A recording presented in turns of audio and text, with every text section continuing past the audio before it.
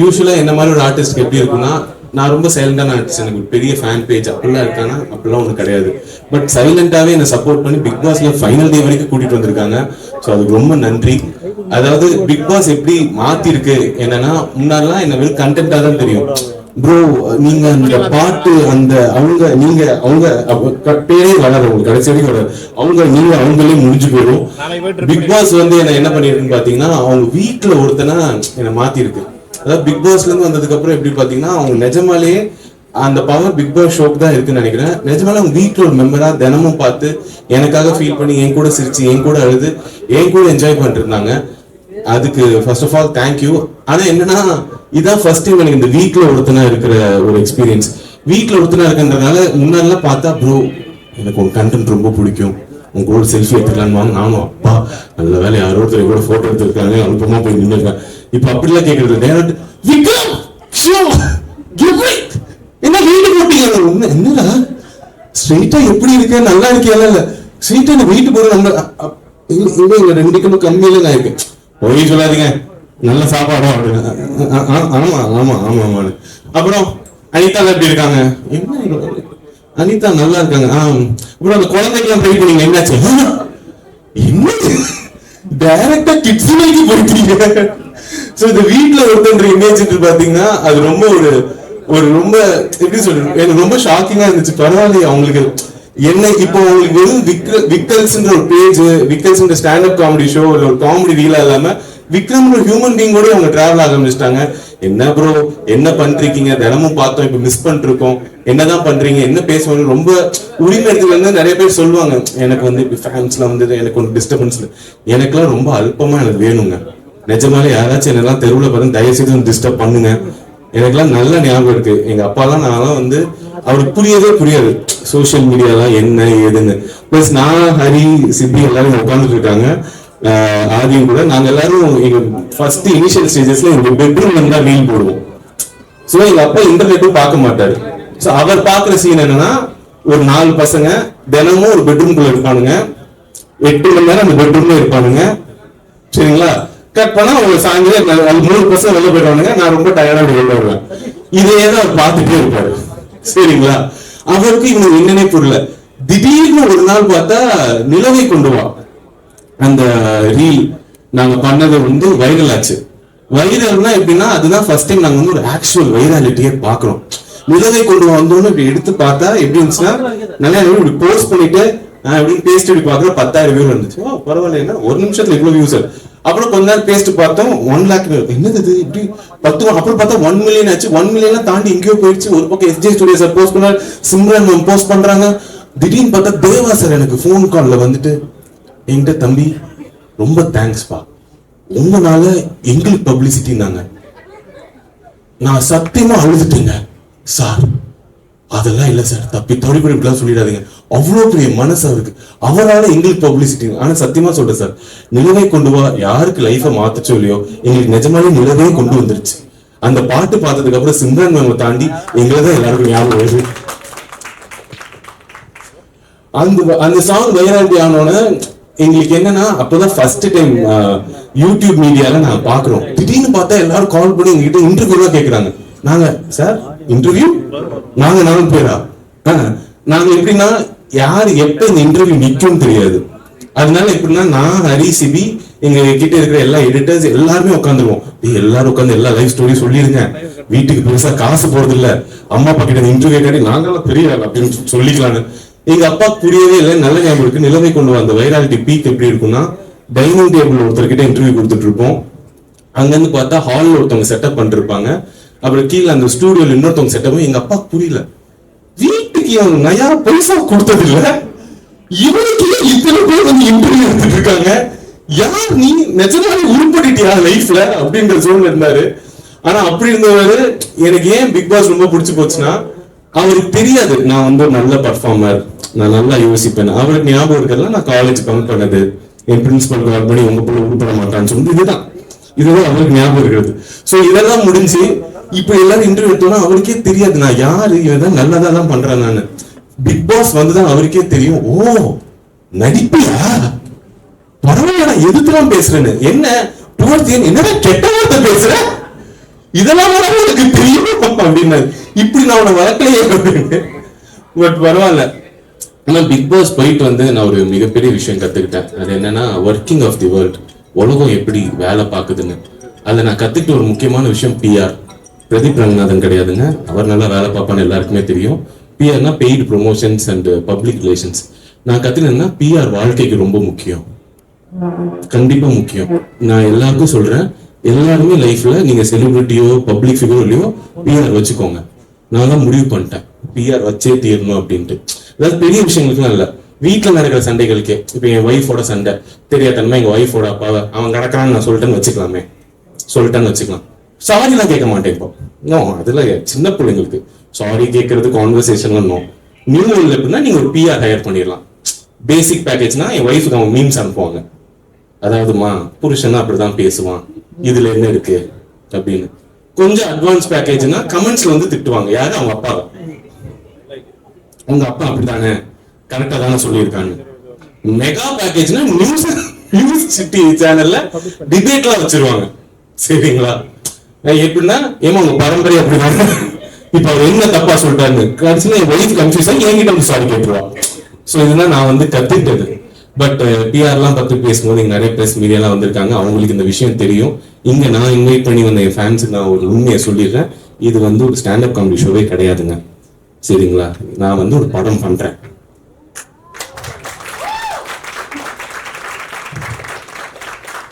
Sir கேட்கிறேன்னு கோச்சுக்காதீங்க, நீங்க கையெல்லாம் தட்ட மாட்டீங்களா? 10 வருஷம் கழிச்சு படம் பண்றேன் சார். ஹீரோவா?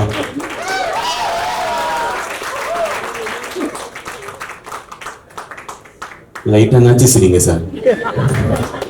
எனக்கே வருத்தமா இருக்கு, படம் பண்றேன்னா அங்க சிரிக்கலன்னு திரும்பினா எப்படி ரிலீஸ் ஆகுது நான் பாத்துக்கிற மாதிரி பார்த்துட்டு இருக்கீங்க சார். சோ அந்த படத்தோட டைட்டில் ரிவீல் தான் நம்ம இன்னைக்கு பண்ண போறோம். என்ன பியூட்டி. ஆமா ஆமா போய் தட்டலாம் மேடம், தப்பு மேடம், நீங்க தான் கியூல இருக்கீங்க மேடம். என்னன்னா பொதுவா நானும் இந்த ஆடியோ லான்ச் ஃபங்க்ஷன்ஸ் இதெல்லாம் பார்ப்பேன். யூஸ்வலா வந்து ஃபிலிம் குரூ வருவாங்க, ஹீரோ பத்தி டைரக்டர் புகழ்ந்து பேசுவாரு, அப்புறம் டைரக்டரை பத்தி ஹீரோ புகழ்ந்து பேசுவாரு. என் டைரக்டருக்கே ஒரு 3 வாரமா தான் தெரியும். சரிங்களா? எனக்கும் அவர் அவ்வளவு நாள் தான் தெரியும். ஸ்கிரிப்ட் நல்லா இருக்குன்னு நாங்க படம் பண்ண போறோம், இதுதான் உண்மை. உண்மையிலே அவளை நாங்க கேட்டோம், சார் நம்ம ஃபங்க்ஷன் வச்சா என்ன சார் பண்றது, நம்ம என்ன பேசுறது நம்மளை பத்தினா. Vikram, there is nothing to talk about you, I saw one video like you அப்படின்னாரு. Sir I saw your script and like you.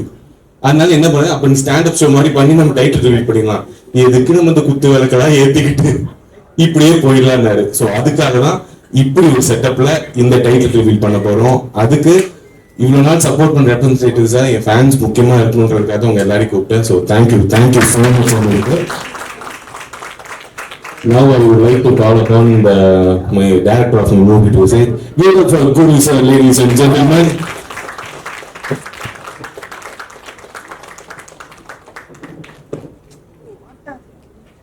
Sir, do you want to talk? No, I will not. So இந்த படத்தில் basically நான் வந்து ஹீரோவா பண்றேன் sir. Correct, ஒத்துக்கிட்டாரு. ஏன்னா எனக்கு ரொம்ப சந்தேகமா இருந்துச்சுங்க. ஏன்னா எனக்கு இதுக்கு முன்னாடி எப்படி கூப்பிடுவாங்கன்னா கேரக்டர் ஆர்டிஸ்டா கூப்பிடுவாங்க. ப்ரோ படம் ஃபுல்லா வருவீங்க ப்ரோ, அப்படியா ப்ரோ, ஹீரோ கூடவே எப்படி ப்ரோ, சூப்பர் ப்ரோ, எவ்வளோ ஷூட்டு ஒரு 1/2 நாள் தேவைப்படுது ப்ரோன்னுவாங்க. அப்போ பேமெண்ட் சொன்னா போய் கேட்டு ப்ரோ அவ்வளோ தர முடியாதுன்னுவாங்க. ஸோ திடீர்னு பிக் பாஸ் விட்டு வந்தோடனே இவங்க ஹீரோவா நீங்க தான் பண்ணணும், லீடா பண்ணணும்னு மெசேஜ் அனுப்பிச்சாங்க. சூப்பரா இன்ஸ்டாகிராம்ல. சரிங்களா? இன்ஸ்டால மெசேஜ் அனுப்பிச்சு கேட்டோன்னே நான் நினைச்சேன் ஏதோ ஷார்ட் ஃபிலிம் பைலட் ஃபிலிம் தான் கேட்கறேன்னு பார்த்தா நிஜமாலே ஃபீச்சர் ஃபிலிம்னாங்க. நான் கொஞ்சம் ஷாக்ல இருப்பேன், பிராங்கிங் பண்றானுங்களா? ஏன்னா பிக் பாஸ்ல இருந்தே நான் பிராங்க்கு நிறைய ஏமாந்துட்டேன். இதுல ஏதாச்சும் ஹிடன் கேமரா ஷோ ஏதாச்சும் இருக்காங்களா யோசிக்கும் போது இல்ல இது நிஜம் தான். எனக்கு நம்மள ஹீரோவா போட்டு இவரு அவ்வளவு திறமையா எடுக்க போறாரா? சரி, இந்த டவுட் அவர்கிட்ட சொல்லி அவர் ரிட்டர்ன் ஆகும். ஷோர், யா ஒய் நாட், யா வெளில போனாலும் ஆனந்தம் அவ்வளவு ஆனந்தமா இருந்துச்சு எனக்கு. So sir thank you for the opportunity. So ஏன் சொல்றேன்னா நம்மளுக்கு நம்பிக்கை வர்றது ரொம்ப கஷ்டம் சில நல்ல விஷயங்கள் நடக்கும்போது. ஸோ என் லைஃப்ல இப்போ நடக்கக்கூடிய ஒரு மிகப்பெரிய நல்ல விஷயம். அண்ட் 2016 எனக்கு ஹீரோ ஆசை இருக்கும், பின் மண்டையில இருக்கும், அது வெளியில சொல்றதுக்கே வெக்கமா இருக்கும். அப்படி ஒரு வெளியில சொல்றதுக்கே வெக்கப்பட்ட ஒரு கனவு இன்னைக்கு ரியாலிட்டியா நடந்துட்டு இருக்கும் போது நினைக்கும் போது ரொம்ப சந்தோஷமா இருக்கு. அதோட ஃபர்ஸ்ட் பார்ட்ல நீங்க எல்லாரும் இருக்கீங்க. Thank you so much. It means a lot. Sir, shall we reveal the title? So yeah, without further ado, we would like to reveal the title for you guys. Sir, வாங்க சார் இருங்க. Sir நீங்க என்ன sir படத்துக்கு சம்பந்தமே எந்த ரெண்டு கேடு sir இதுவா? Okay guys. Sir shall we give it a countdown? டேய் ஹரி நீ தானே இருக்க. ஏன் அப்படின்னு கத்துற யதார்த்தமா இருக்கும். Let's give it a countdown. 3, 2, 1.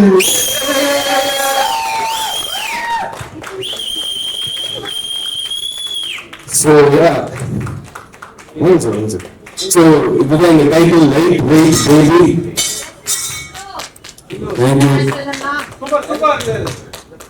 Thank you so much. And sir, படத்தை பத்தி ஓரிரு வார்த்தைகள்.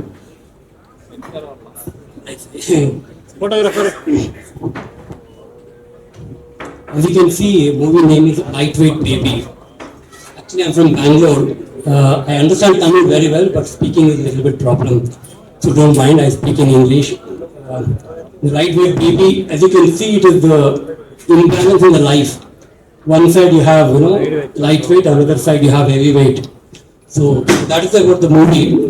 Once the movie gets released, you will know what is the movie about. So மூவியோட இப்போ நான் சொல்லும் போது உங்களுக்கு தெரியும் என்னையே ஒரு ஹீரோவை சூஸ் பண்ணாருன்னு. மூவியோட ஸ்டோரி பார்த்தீங்கன்னா நீங்க நல்லா பாருங்க. ஒரு மைக் இருக்கு, ஒரு ஸ்டாண்ட் இருக்கு, அப்புறமா வெயிட்ஸ் இருக்கு. So it's love story between aspiring stand up comedian and female body builder. Interesting இருக்குங்களா? அதனால இருக்கேன். ஸோ என்ன இந்த டைட்டில விட எங்க பாட்டுல ரொம்ப இன்ட்ரெஸ்டான பார்ட் யாருன்னு பாத்தீங்கன்னா எங்களோட பியூட்டிஃபுல் அண்ட் ஸ்ட்ராங் ஹீரோயின் தான். Sir shall we call Aarti Krishna. Please give it up for our heroine Aarti Krishna, ladies and gentlemen. Yes sir, please. Aarti, please வாங்க. ஸோ இவங்க தான் ஆர்த்தி கிருஷ்ணா. இவங்க தான் எங்க படத்தோட ஹீரோயின். So Aarti, do you want to talk? அவங்க கொஞ்சம் நர்வஸா இருக்காங்க. அவங்களுக்கு ஸ்டேஜ் எல்லாம் பழக்கம் இல்லை. என்ன மாதிரி லோடெல்லாம் பேச வராது. பட் நல்லா ஒர்க் அவுட் பண்ணுவாங்க. நல்ல காம்போல அவங்க கை பெருசா இருக்கும், எனக்கு வயிறு பெருசா இருக்குன்ற மாதிரி. But I think this is your first debut film, right? So how do you feel? You have to talk your heroine and we give big intro.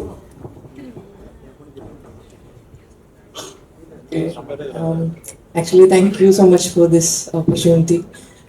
இது என்னோட எந்த லாங்குவேஜ்ல பேசுறேன்?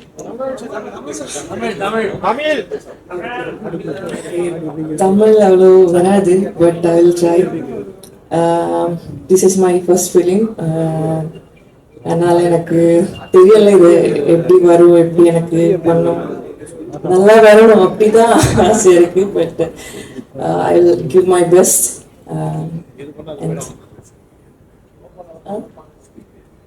Okay, thank you present media. இன்னைக்கு வந்ததுக்கு ரொம்ப நன்றி. கரெக்டா இருக்குல்ல? அவங்க ஃபர்ஸ்ட் டைம் சொல்றத கை தட்டிங்க. எல்லாரும் ஸ்டேஜில் ஏறி நர்வஸ் இருக்கிறத பார்ப்பீங்க. இவங்க இந்த பில்டிங் படி ஏறும்போதே நர்வஸ் ஆகிட்டாங்க. So please give it up for Aarti. This is our first film.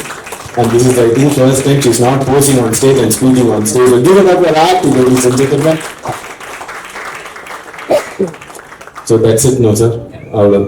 இவ்வளோ தாங்க மேட்டர். இதுக்கு தான் அவங்க எல்லாரையும் நாங்கள் கூப்பிட்டோம். தேங்க்யூ ஸோ மச் வந்ததுக்கு. யூஸ்வலாக இந்த மாதிரி ஃபங்க்ஷன்ஸ் நிறைய பேசுவாங்க. எங்களுக்கு பேசுறதுக்கு இனிமேல் செய்து காட்டி விட்டு வந்து பேசுகிறோம். எனக்கு இந்த 4 பிஆர் இவங்க தான். நான் பிக் பாஸ் இருக்கும்போது ஸோ அவங்க நான் என்ன சொன்னாலும் கை தட்டுவாங்க. நீங்க எல்லாரும் கோவப்படாதீங்க sir. So yeah, thank you guys. Thank you வந்ததுக்கு தேங்க்யூ ஸோ மச். இதை லோன் பண்ணும் போது இதையெல்லாம் முன்னாடியே சொல்ல மாட்டீங்களா ப்ரோ? என்ன பண்ணும் ப்ரோ? காட்டிட்டு ஓப்பன் பண்ணும்.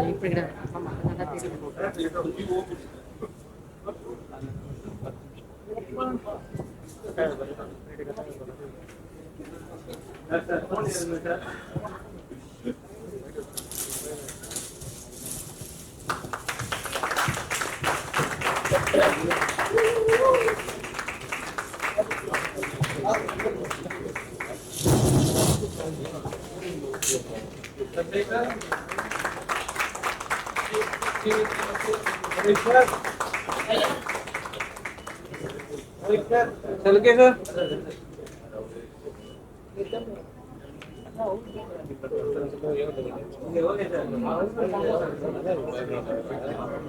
Okay sir thank you